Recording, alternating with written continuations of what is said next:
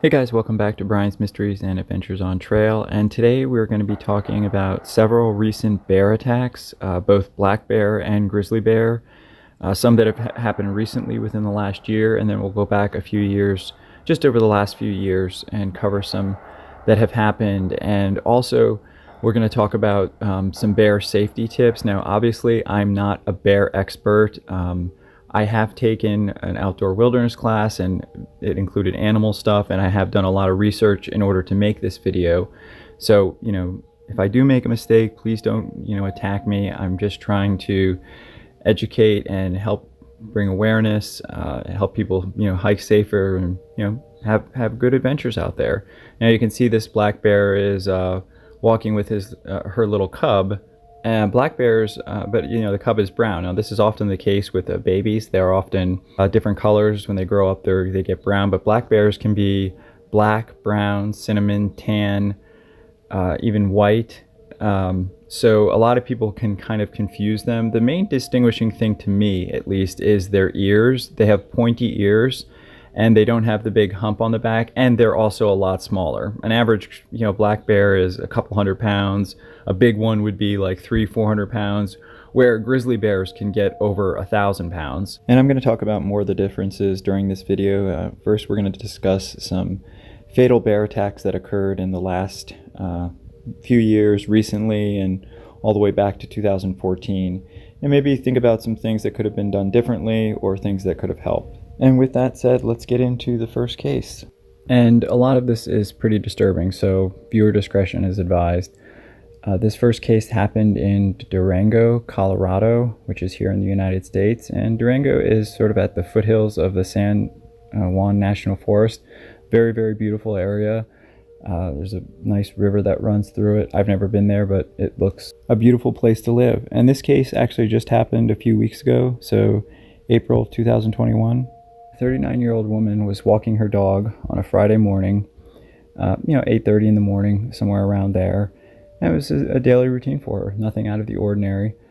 And her boyfriend had left, I guess, to go to work, and he didn't return home until 8:30 that night. And he found the dogs outside without their leashes on, and obviously he was confused. He started searching, and about an hour later he discovered the body. And wildlife officers responded and observed signs of consumption on the body and an abundance of bear scat and hair, which I can't even imagine what this man went through finding this scene. I mean, finding your partner that just was half eaten by bears, I just can't imagine something more horrifying. Then they called in a dog team, and they worked through the night into the morning to process the scene, looking for evidence to corroborate that it was in fact a wildlife attack, even though there was plenty of evidence there. And the bears were removed for public safety. And this was actually the first bear attack fatality in Colorado since 2009. And back in 2009, a 74-year-old woman was killed and partially eaten by bears near her home in Ouray. Donna Munson was a 74-year-old woman who had a passion, love for animals, regularly leaving grains and dog food out to feed the deer, elk, skunks, raccoons, and bears. She loved the bears, most of all. And she would toss food and stuff out her window. She did have this fence, but everyone had been warning her, not to feed the bears, and she lived all by herself. And unfortunately, wildlife manager Kelly Crane, he was the one who had spoken to Munson multiple times of the dangers of feeding bears, and he actually had written her a letter warning her that it was illegal. And he was the one that ultimately got the call, and he knew that it was a bear attack. And unfortunately, they arrived that morning to find her bloody body lying outside, and the coroner later determined that she had been killed by deep slashes to her head and neck. The wildlife officers concluded that she had been attacked by one of the bears that she had been feeding, was dragged outside of the protective fencing, and then the officers eventually had to go back and ended up killing 2 of the bears. Obviously, the main lesson in this one is just not to feed bears. It's a very dangerous thing, and it never leads to a good outcome for people or the bears. Honestly, in this recent case with the Durango woman who has remained unidentified, I don't know what she could have done to possibly prevent it. I guess maybe carrying bear spray if you're living in bear country or anywhere where bears are prevalent, because you never know. And always keep your dogs on a leash. I don't know if her dogs were leashed at the time, but dogs will often run out and smell a bear, chase the bear, and then the bear is just chased right back to the owner. So that's never good. In this case that just happened a couple weeks ago in Durango, the bear was a sow with cubs, and they had to remove all the bears because, according to the wildlife officials and experts, once the bears learn that behavior, learn that humans are food, they could continue to do that throughout their lives. So the bears were all euthanized and have now been sent to the lab for further study. The next case I want to talk about that involves a black bear, I'm sure a lot of you are familiar with. It happened back in 2014 in the Apshwa Preserve, sorry if I mispronounced that, which is in New Jersey, the northern part of New Jersey. And a young college student, Rutgers University college student by the name of Darsh Patel, was hiking with his friends in this preserve, and they came across another young couple that had been also hiking in the preserve, and they told them that they had been followed by this black bear, and he was acting aggressive. And they said that they were leaving and that, these guys should probably leave too. But for whatever reason, they kind of disregarded that and then kept walking in the forest and hiking. And then they eventually encountered this bear, which is, this is actually one of the last pictures that Darsh Patel took of the bear. And you can see it's pretty close to him at that point. And unfortunately, the friends made a decision to split up and run in different directions. They thought that, it would confuse the bear. And really all this was doing was, in fact, just basically signing the slowest runner up for a disaster, because anytime you run from an apex predator, they're almost always going to chase you. It's like their instincts. Patel's friends told police investigators that they last saw him climbing a rock formation with the bear in close pursuit as he yelled to his friends to continue. After regrouping, Patel's friends, who were uninjured, realized that he was missing, and after 2 hours, police found Patel's body with the bear lingering nearby. Police subsequently shot the bear dead, and a necropsy indicated that the bear had ingested human body parts and bits of clothing.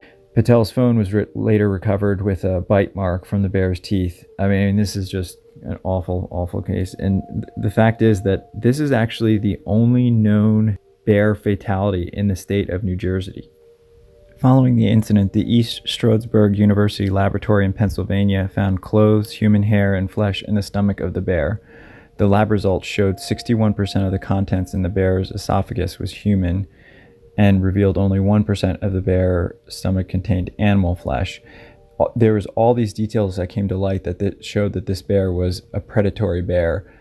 He was a male bear around 4 years old and around 300 pounds. And this is the rarest type of attack. Generally speaking, there's several different types of bear attacks. There's a predatory attack where they're literally stalking humans as a food source.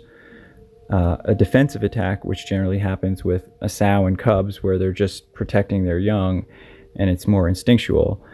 And then there's also, where adult males will also be protecting a food source or a kill of some kind. And then another kind is attack happens if the bear is sick, malnourished, something like that causes him to seek out any other source of food they possibly can. And in this particular case, the bear wasn't malnourished, he wasn't diseased, there was no cause for him so it was determined that this was a predatory attack. In reviewing this case, I think a couple things could have been done differently that possibly could have saved this young man's life. For one thing, you never want to run from a bear or any apex predator for that matter. And also, the two hikers that were coming out that warned them of this predatory bear, if you're ever warned of a dangerous bear in the area, it's best not to, go into that area. And it's my prerogative, like if I'm going to be in any type of bear country, I always carry bear spray. And that's just what I feel comfortable carrying. Now, I know a lot of people will say they like to carry a gun, but if you've ever seen like how hard it is for somebody to shoot a charging bear with like a handgun, even, professional hunters, I'm not saying it can't be done, but if you don't have something like a rifle or something like that, it's very hard to hit a bear. And not only that, a lot of times you just piss the bear off even more, and it doesn't end well. I'm not saying that. I'm just saying that these are studies that have been done, and I'm not saying one is better than the other. But yeah, I mean, I think that if they had been carrying bear spray, if they had stuck together, the chances of the bear attacking 4 grown men would be extremely rare. I'm not saying it couldn't have happened, but it's plausible that it would have been a different outcome had they not run. But it's, who's to say? The last case I want to talk about involves a grizzly bear. Now, grizzly bears, like I said in the beginning, are a lot bigger. They're a lot different in many ways. And also how you deal with them is different. So with black bears, you want to stand your ground, make yourself look big, and never run, of course. And if they do attack, if a black bear does attack you, you want to fight back. You want to punch it in the nose, do whatever you can. Grizzly bears are another story. If you're attacked, it's advised not to fight back. You want to try and play dead. You want to get down in a fetal position and put your hands above your neck and laying flat. The bear's going to try and flip you over, but if you have a pack on, keep your pack on. You never want to look any bear directly in the eyes. And I'm going to have links in the description about bear safety so you can do further reading, because I know it's a lot to kind of take in a video. I'm sure a lot of you are already familiar with this stuff, but yeah, grizzly bears are much bigger. They have sort of round teddy bear-like ears. Their snouts are shorter, and they have much longer claws than black bears do. And both bears, black bear, any type of bear, can outrun any human. So really, never try and run from a bear. This is just a dumb proposition. So in any event, this case that I wanted to talk about, it just happened actually in Yellowstone, and it involved a grizzly bear. And it also involved a man who was very, very experienced in the outdoors. He was actually a guide. Yellowstone National Park is here in the United States in the northwestern part of Wyoming. And it is an amazing park. Now, again, I haven't been there, but I heard it's actually absolutely beautiful. It's home to a myriad of different wildlife and geysers and every type of animal from bison to grizzly bears. And it draws a ton of tourists. And Charles Carl Mock, 40 years old, of West Yellowstone, was alone fishing west of the park in Montana a couple weeks ago when a bear attacked him just out of nowhere. He was carrying bear spray, but it's still unclear at this time whether he was able to deploy it, according to what the Parks Department has released.